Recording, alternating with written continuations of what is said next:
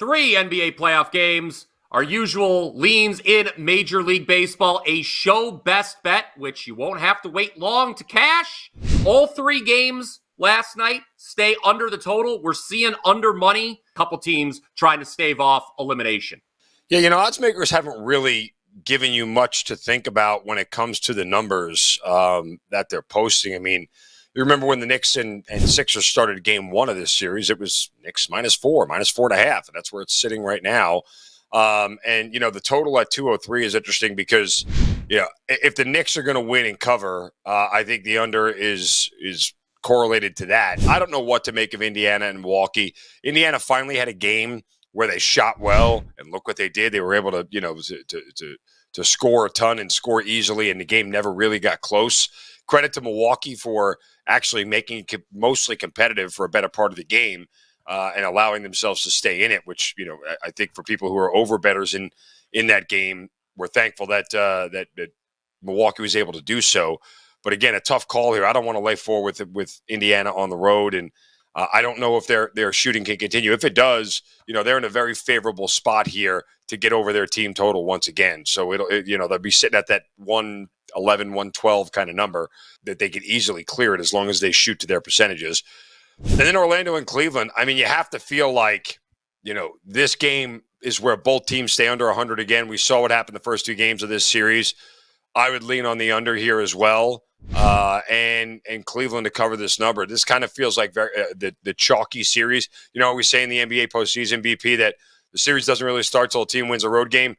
I don't know if a team's going to win a road game in this series. I just generally don't believe it's going to happen. Yeah, Orlando, the home road splits all year were quite pronounced. Everyone was writing off Orlando after the first 2 games. They're like, oh, my God, what a terrible team. And now look what happens after their 2 home wins. A few things. The Cavs desperately, and I mean desperately, need a strong start to Game 5. And we've talked about this before, Mark, that they've been consistently winning the first quarter this year against Orlando, provided Donovan Mitchell is in the lineup. 7 games with Mitchell in the lineup versus the Magic this year. The Cavs have won the first quarter in 6 of them. That's the way I would look at this game. You don't have to wait long. Cavs -1.5 in the first half. History shines on the New York Knicks. By the way, you talked about, obviously, what a good New York boy you are, hoping the Knicks advance. Well, history suggests they will. Teams up 3-1 at home after winning Game 4 on the road. 53-13 straight up. I think the move, OG Anunoby guarding Embiid, that worked in the fourth quarter. I would expect to see more of that. Embiid was simply a non-factor in the fourth quarter of Game 4. And I'll tell the viewers this. Be careful about writing off the Milwaukee Bucks. Obviously, it looks grim. Indiana's had their number all year. But every team, Mark, that has been facing elimination in these playoffs has done one thing, and that is cover the first half spread. The Lakers obviously had an outright win in their Game 4. They, again, they won the first half in all 5 games against Denver. But even teams, the Pelicans yesterday, they covered in the first half. The Suns, which I know both you and I had on Sunday, they were first half winners before wilting in the second half against the Pelicans. So if there's one thing we're seeing from teams facing elimination, it is that they are covering these first half numbers. Of course, that applies to Philadelphia as well. So I like Cavs first quarter. I think I like Milwaukee first half as well. Probably first half under on Sixers Knicks is how I would look in that one. So I'm not waiting long to catch any of these games. And again, under money is showing up on all 3. How about we transition to Major League Baseball now? Zinno, a full slate of action. What do you got for our first half of the double play here today? I'm going to go to a repeat of a game that took place last week between a pair of starters that started against each other last week. And if you follow me at all, BP, when we talk about baseball, there are certain pitchers that I'm willing to play against, and Michael Soroka happens to be one of them of the Chicago White Sox. Soroka's 0-3 on the year. He's got a 6.83 ERA, a 1.69 whip. He's allowed 32 hits, 29 innings, along with 17 walks. My God. And 7 home runs he's allowed on the year. Now, he's going up against Simeon Woods Richardson. These two pitchers met last week when these two teams played, and it was a rather low-scoring game. It was a 6-3 final in favor of the Twins, at home. Soroka went 5 innings, gave up 4 hits and 2 earned runs. He did walk 2. And Woods Richardson went 5 innings, gave up 7 hits and 2 runs. So it was a sort of even game going through. Minnesota pulled away late. But typically when that happens, I like to go ahead and fade the starter that pitched well the next time around as the lineups have adjusted. They've figured out what to do. And you could say, hey, Zinno, listen, Woods Richardson was pretty good. Won't the White Sox bounce back? Yeah, but the White Sox can't hit, period, at all. The Twins are also on an 8-game winning streak here and have figured out offense over the course of the last week. So I'm going to play against Soroka, bank on the fact that Soroka will have a start that we expect him to, and the Twins get an early lead here in the first 5. I don't expect Soroka to go much deeper than 5. Why would I involve bullpens if I don't have to, despite the fact that Chicago's bullpen isn't great? All that said here, give me the Twins first 5 here on the run line over the Chicago White Sox.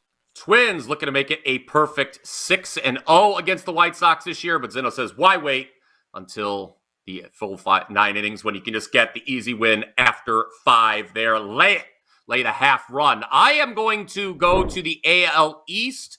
Yankees and Orioles, second game of that series. Baltimore took the opener 2-0 yesterday, but as I look at this matchup for Tuesday, what do I see?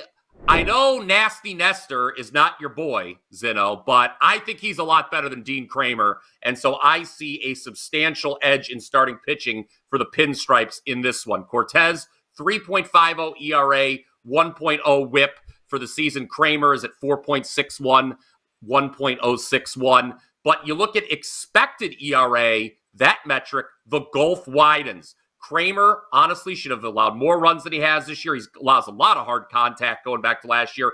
Cortez, he's got a lot better command than what he showed last year. So I like the Yankees from the starting pitching matchup perspective here a lot. And then you look at the Orioles bullpen. Some of their high leverage guys have been used in back-to-back games. Craig Kimbrell is banged up. He blew the game Sunday against Oakland. I'll put the cherry on top here. The Yankees, I mentioned they were shut out yesterday, 2-0. Not only are they 8-3 off a loss this season, guys, they're a perfect 4-0 after being shut out. So my half of the double play is the Yankees. I will play them full game to even up this all-important series with the Baltimore Orioles. Why don't you tell them about your $2 play here, Mark? I respect how you said, duh, Yankees. Yes. My $2 play, 4% play here in Major League Baseball, where I am number 2 the entire month of April in winning percentage and ROI, if you're into that sort of thing. We have hit at exactly 67% this month with a 24-12 record in Major League Baseball. Overall, we're up over 19 units in the month of April in all sports. So we've been going along really well here. The $2 play today will be in Major League Baseball. It is a 4% play for me. So check it out at wt.buzz/MZ for today. Play should be up after 10 a.m. Eastern. I should also note today, final day of April, is Fill Your Cart Tuesday here at WagerTalk. This deal runs through midnight. It is valid for any handicapper, not just Mark or myself. For today only, you take 25% off everything you can fit in your cart. You do need to use the coupon code FULLCART. That's FULLCART at checkout. That applies to daily packages, full year packages, 3-day packages, anything in between. You can save 25%, anything at WagerTalk here on Tuesday until midnight. So there you go. Lots of ways to save here today. All right, show best bet. Yesterday, Zinno, we were extraordinarily unlucky. Severino did exactly what we thought he would do, takes a no-hitter into the 8th, and the New York Mets still found a way to lose that game. I knew we were in a little bit of trouble when they didn't put enough runs on the board, because the whole handicap was it was a rough spot for the Cubs coming off the Sunday night loss in Boston, and the Mets just did not build a big enough cushion going to those late innings. They lose 3-1, but we're getting them back today. We're still 4-2 on show best bets, okay, since the show began last week. Today, we're going to the first 5 in Blue Jays Royals. Tell the fine folks what we've got cooking, what we think is going to happen in the first 5 here of Toronto, Kansas City. I mean, if I said to you that you were getting an elite pitching matchup here between Cole Ragans and Jose Berrios. You might laugh at me, but that really is the case here. We got a pair of high-quality starters here, Ragans for Kansas City and Berrios for the Blue Jays. Strangely enough for Ragans, he's made 2 road starts this year. You want to guess how many runs he's given up in both road starts? Let me see, carry the 2. 0. Yes, he has not given up a run on the road this year. And he's faced the Orioles on the road as well. So he's also got 15 strikeouts and 12 in the 3rd inning. So Ragans has been pretty stellar away from home. Jose Berrios has been stellar all around, all season long, everywhere that he's gone. But in his 2 home starts, you want to know how many runs he's given up? We'll carry the 2 again. Yes, still 0. So he has yet to be giving up a run at home. He struck out 13 batters in 13 2/3 innings here. We get the pitching matchup we want. We get the number that we want. Because this is a 7.5 game for a total, we're still getting 4.5 here between these 2 teams in the first 5. Not going to fight it. These are 2 elite pitchers. I think Berrios and Ragans both do what they need to do through the first 5 innings here, and we stay under these 4.5 runs. I'll add one thing to this. Yesterday's game, you look how it played out, I think was an aberration. It was a high-scoring affair. Toronto wins 6-5. That was a tough loss for me as well. I had the Royals and what I thought was a very attractive plus price. The key in that game, Mark, Toronto hit 3 homers. They had only hit 3 homers total in their previous 5 games. They had only 18 homers for the entire season. Toronto, this is not a team that hits it out of the park quite a bit. Obviously, with Ragans on the mound, we're not seeing a lot of homers from the Blue Jays here. And so, best bet, under first 4.5. I want to add one more thing just for the general baseball purposes. Once again, Kansas City is an underdog. Kansas City is a better team right now at 17-13 versus 15-15 for Toronto. And I get the Blue Jays are home.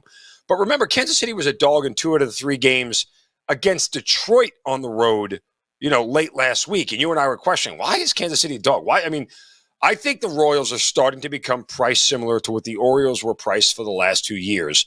They're going to continue to be undervalued. So it's just something to continue to watch as the season goes along.